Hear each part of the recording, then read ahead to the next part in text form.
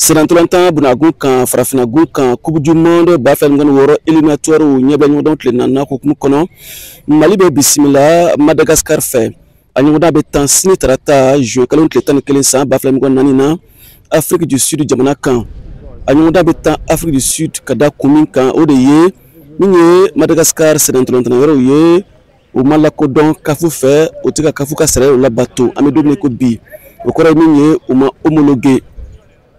Madagascar cɛ kɔrɔbalenw ani Mali cɛ kɔrɔbalenw ka ɲɔgɔndan ɲuman nɔgɔ ka da kan Mali bina Gana ɲɛkɔrɔ éliminatoire ninnu tile sabanan hukumu kɔnɔ Bamako yan cilu kelen Mali y'o sɔrɔ cilu fila o kɛra Gana ta ye a ɲɔgɔndan tɛna alamisa tɛmɛnen juin kalo tile 6 san 2024 na Bamako stade du 26 mars la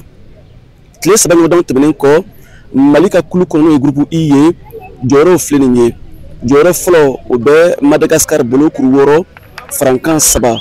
jɔyɔrɔ filanan bɛ Comore bolo kuru 6 frankan 2 jɔyɔrɔ sabanan bɛ Gana bolo kuru 6 frankan 1 jɔyɔrɔ naaninan bɛ Mali bolo kuru 4 frankan 1 jɔyɔrɔ duurunan bɛ Centrafrique bolo kuru 4 bota 1 jɔyɔrɔ wɔɔrɔnan laban o bɛ Tchad bolo kanankolo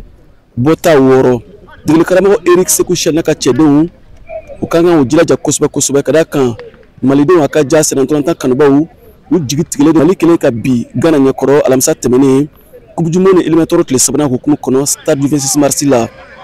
o kɔrɔ ye min ye Eric Sekou Chene ka cɛdenw ka kan ka se sɔrɔ Madagascar ɲɛkɔrɔ sini tarata ɲɔgɔndan na